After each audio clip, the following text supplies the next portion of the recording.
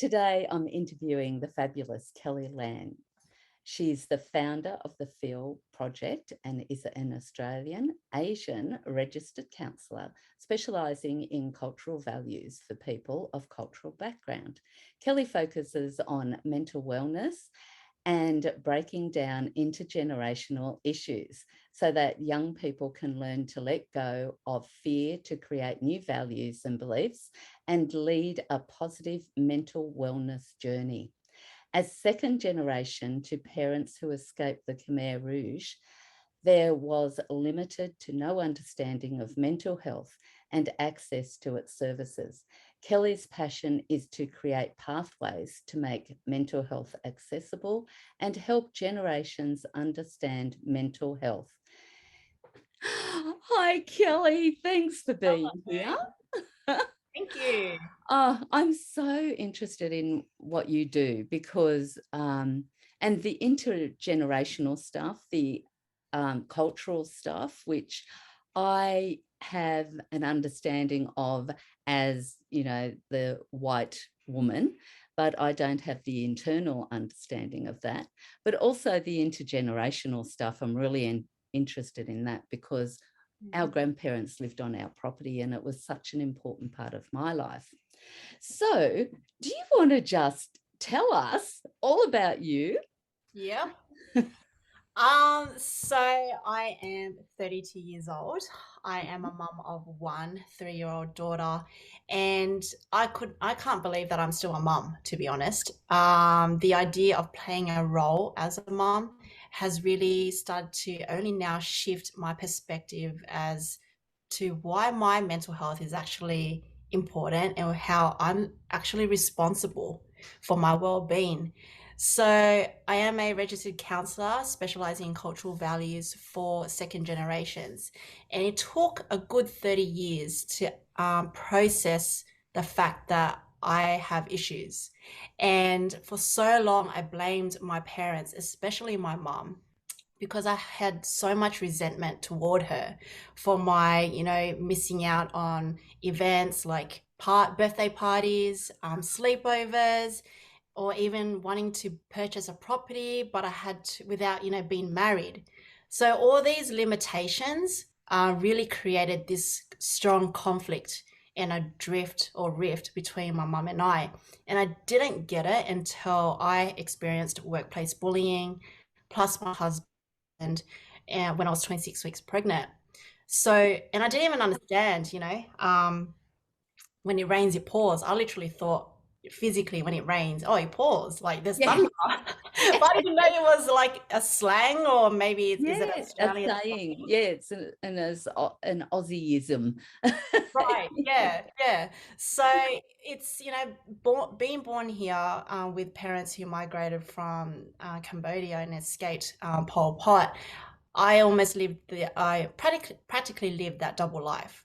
The Australian way, growing up from being brought up in a Catholic school to then going home and almost having to be that perfect daughter who can't talk back, of course, being respectful, had to have dinner on the table with everyone in silence.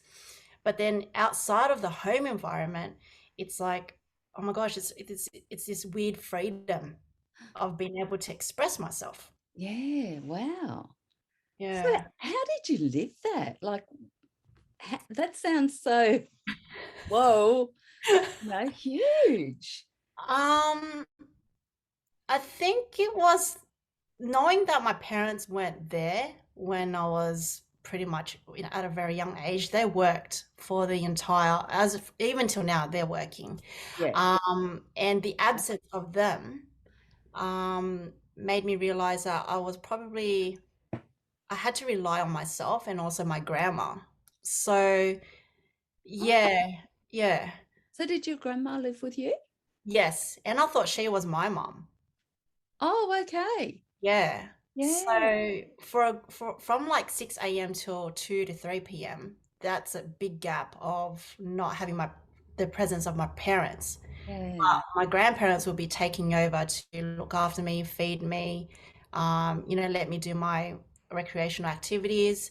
And by Mhm. the time mum would come home, it's like I get sad and I'm scared because it's this, strict, angry mum. Right. She Yeah. comes home from work feeling overwhelmed. Yeah. Yeah. Yeah. So when did your mum start back at work? I think as soon as I was born. That's as Wow. far as I can remember. Yeah. Yeah. Yeah. Yeah. Wow. So Yeah. then your grandma lived with you Yep. and she was like your mum. Yep. Your mum was like a stranger, a bossy, angry stranger that came in and told you who you should be. Yep. Yeah. Yep. And that took.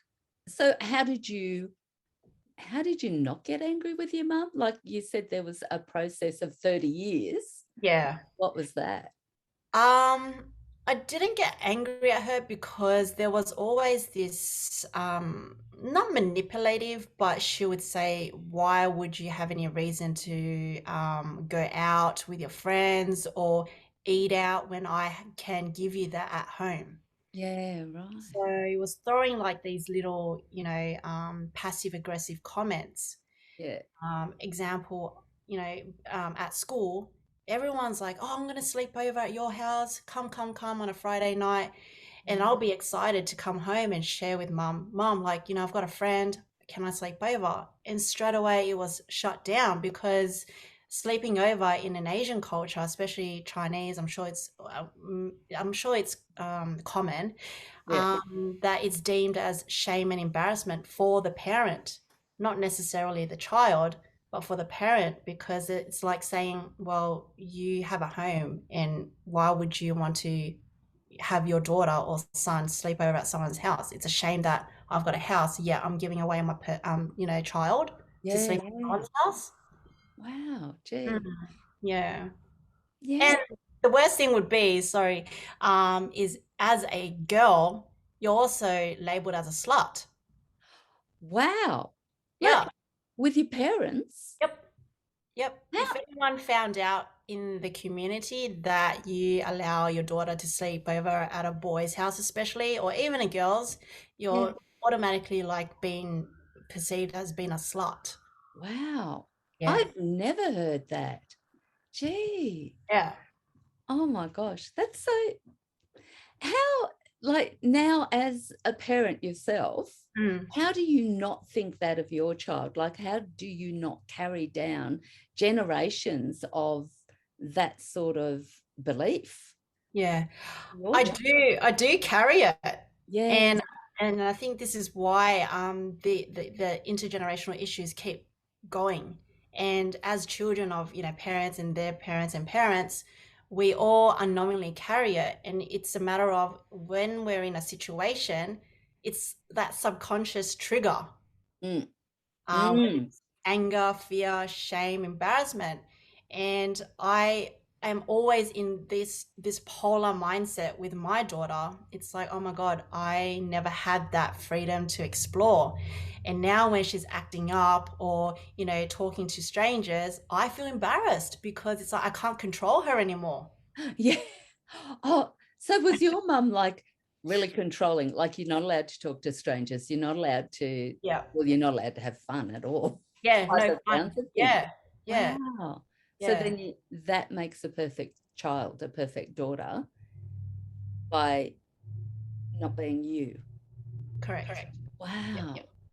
So then, okay, tell me about the school you and the like, do your parents know about the school you yet? And do you want to share that? The school me, I was still am, I think, a chatterbox. Yeah. Always been so intrigued by people's lives and, I would say gossip. You're always so curious about people's, issues and then bringing it back home or, finding out more. And there's the Chinese whispers. Yes, I got caught so many times because it's like all these emotions, but then you don't understand these are emotions or feelings Yeah. until later. Yeah. Yeah. So the school, Kelly, was a mixed bag of being a clown, and then at the same time sometimes serious, and then at the same time always being in trouble for talking too much, and then doing silly things. Then coming home, it's like, well, what's the point of schoolwork when I seriously cannot mentally process And sometimes I thought I was dumb. Wow. Like, yeah, because the expectation for my parents was always you have to have A, and that red tick. If they see one page of it, they're satisfied. If not, and that was the case, then I was enrolled into tutoring for maths, English, science, since the age of 8. 8. Yeah, Oh, wow. yeah, up Well, until does year 11. So good 10 years almost. that help you though? Nah. Yeah. Yeah. Did you socialize with your tutor then? Like, was that a No, learning thing or? no. I always remember there was this disconnect with Uh, myself and the tutors, myself and friends. I never, not, did not make any friends during tutoring, yeah, whilst in tutoring. Yeah. yeah. Well, you would have been in like tutoring every day, like from school. And I know from when I was a teacher, I had Asian children as well, like from all different Asian countries. And it was like they had to get up at 7 in the morning, they had to study. Yep. I had first grade and they had to study, Yeah. make sure they read and, the expectations are so huge. It's a Yeah. wonder. So is this why, like, you work with second generation cultures mainly? Mm. So it's like what would you call it? Because I'm thinking that's damaging from the previous cultures, and it's really, really, really deep in you. And then Yeah. it's like it's really damaged your life in Australia. Yes. Yeah. Yeah. So, Yeah. Because like, for the first 18 years, it's growing up and living in a cultural family, but mm, at the same time adapting to the Australian culture. mm, So we're always toing and froing in terms of, okay, why are these Australians so free? They can eat, meat with 3 veg, even something simple like that. But we don't have that dinner lifestyle at home. It's, a bowl of rice with lots of different condiments and yeah, then soup and then fruit after. Whereas the, Australian culture, it's ice cream first or there's no order. whatever. Yeah, whatever, like whatever you want to eat, you just eat. Yeah. And then the next, I guess, 5 to 10 years is where issues start to arise as a second gen, especially in the workplace, because somehow, it's an intergenerational issue again, where even myself, I had issues and trouble speaking up. I would freak out and jitter when I speak to managers or a group of people Mm, was the lack of confidence, not knowing how to build a relationship with people. And wow. you only learn that at a workplace because you're vulnerable, you're exposed to a whole different range of personalities. Mm, mm, And because of that, that freaks us out. So we choose to work hard, put our heads down, do overtime, reject feedback because we never got this sort of, I guess, skill set or developed that skill set growing up. yeah. Yeah. So the feedback feels like, you're doing wrong. Is that what the rejecting the feedback is?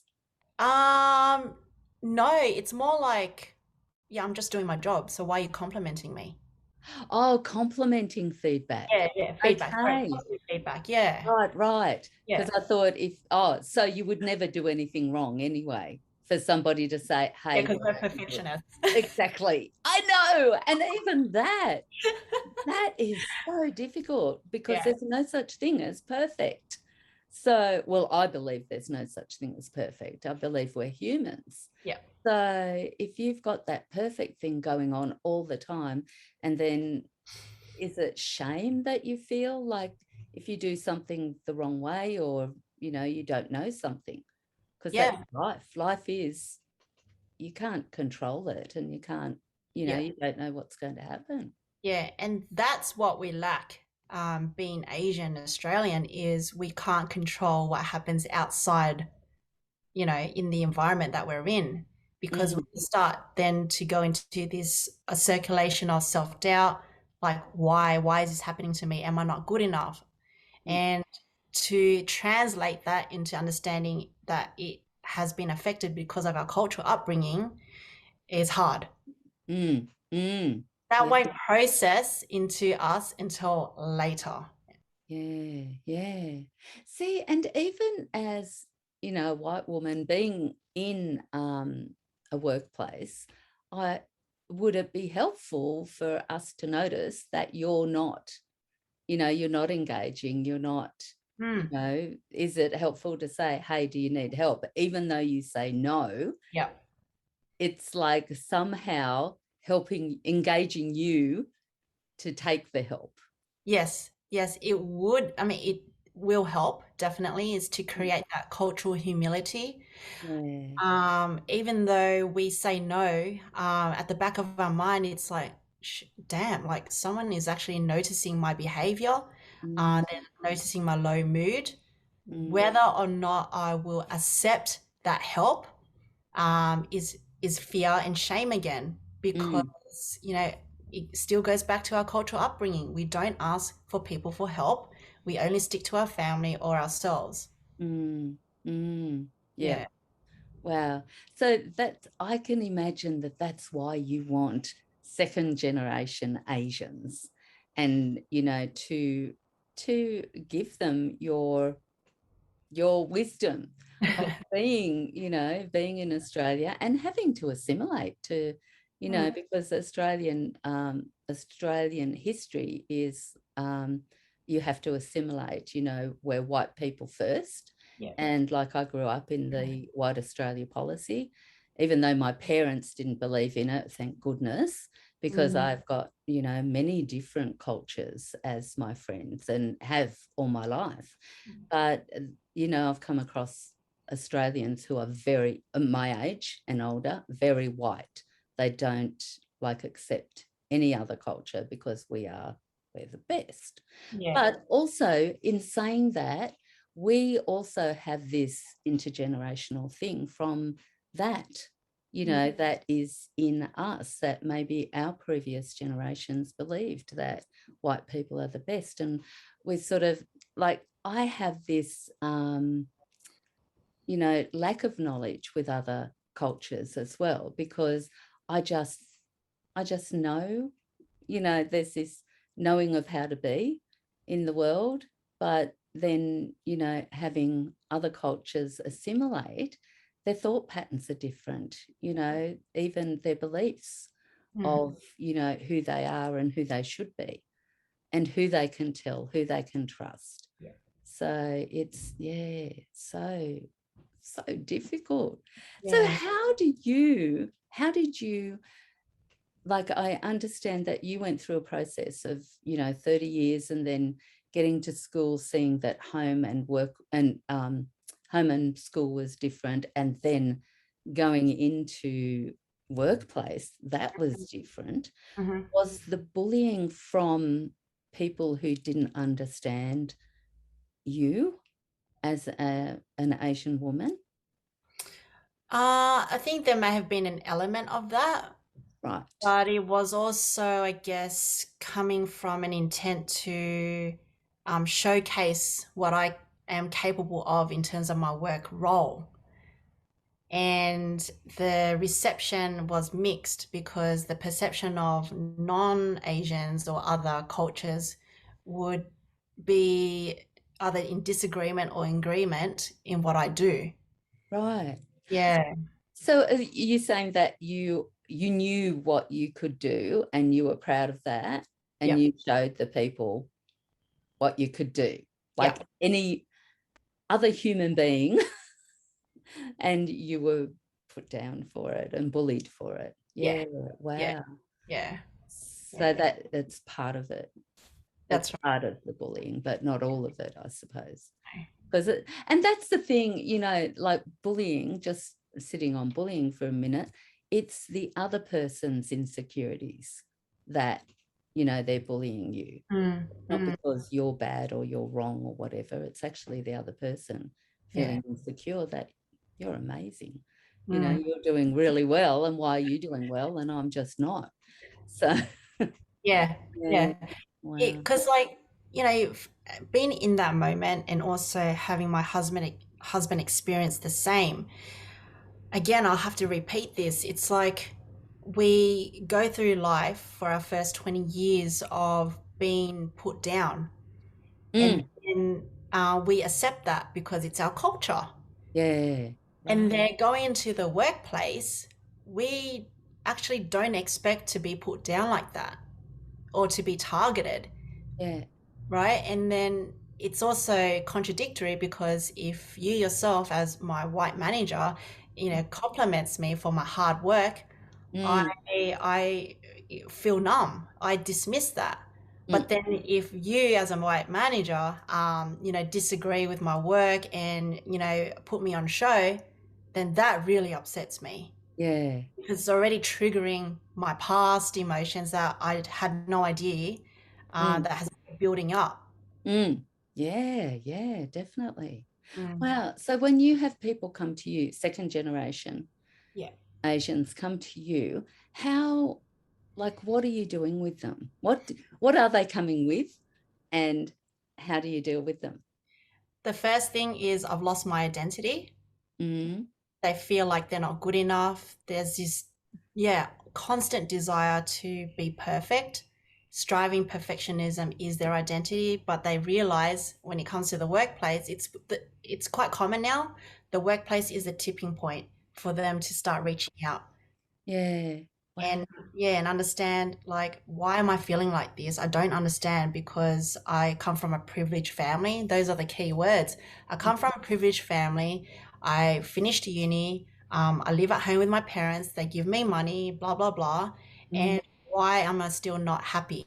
mm, yeah, yeah, So yeah, the work we do is really working backwards. Is what are these emotions that you're, constantly experiencing? Why are you waking up feeling like crap? You're always angry now, you're blaming the world. yeah. And the first thing would usually be I blame my parents. So we have to help, the second gens or the clients that we're seeing now is, well, ultimately we're responsible for our mental health and Mm, our mental wellness. You're not responsible for your mum's way of thinking. Even if you die, I die, they're still responsible anyway to look after themselves so that they don't fall into that trap of being ill. yes. Yeah. Yeah, so then, like, part of the Asian culture, as I understand, you take care of the older generation as well. Hmm. So does that still carry on as assimilating into the Australian culture? Yes. And it starts with us as second gen. If we learn to forgive ourselves first and take away the idea of, oh no, I'm in a Chinese family, everything has to be Chinese. Yeah. Well, what's the difference with being an Australian or French? Yes. Yeah. Yeah. Ultimately, if I have white hair, you'll think I'm old or I'm not Asian because of my hair Exactly. color. Exactly. I know. Yeah. And it's actually amazing, the difference when I went from coloring my hair to, my natural color, the Yeah. way people treat me. And it's like, I'm still the same Yes. person. Yeah. Yeah. Yeah. So, yeah, good analogy. I know.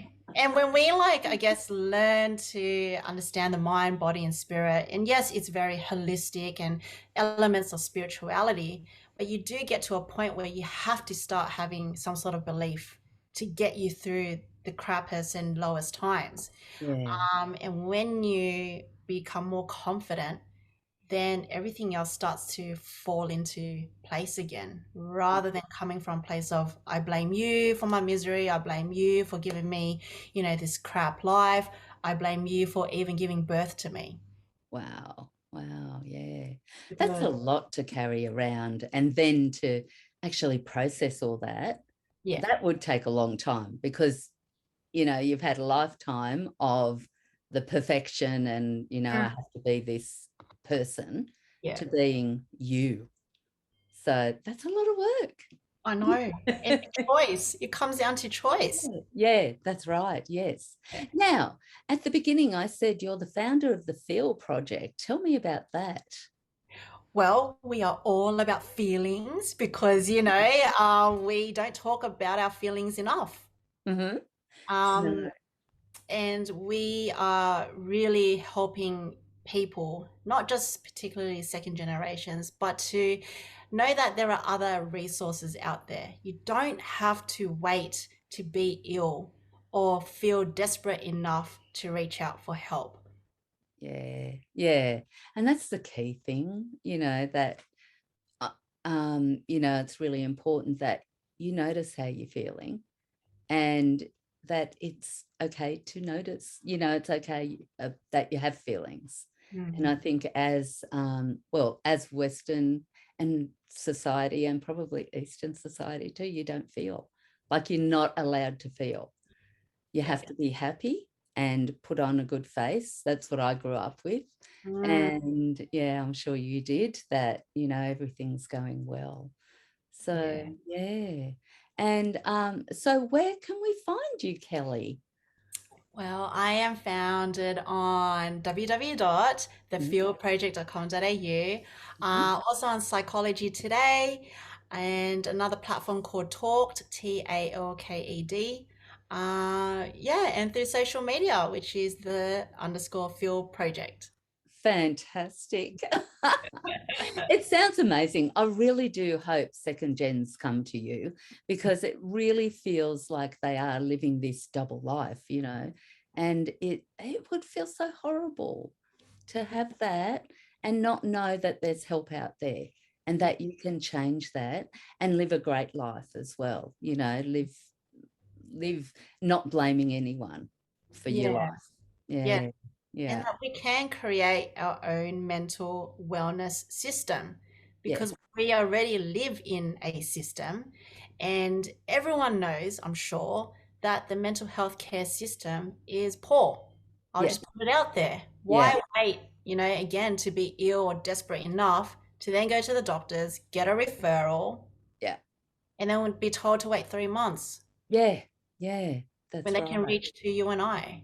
Yes, exactly. And people don't know that. I'm glad you actually said that, because to see us, you don't need a mental health plan Hmm. at all. You just ring up Yeah, and exactly. say, yeah, or can they book online with you or not?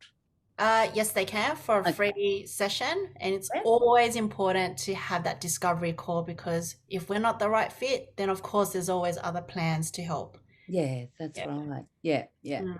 Just reach out, people. Seriously. Yeah. And your life Maybe. is not for free, No.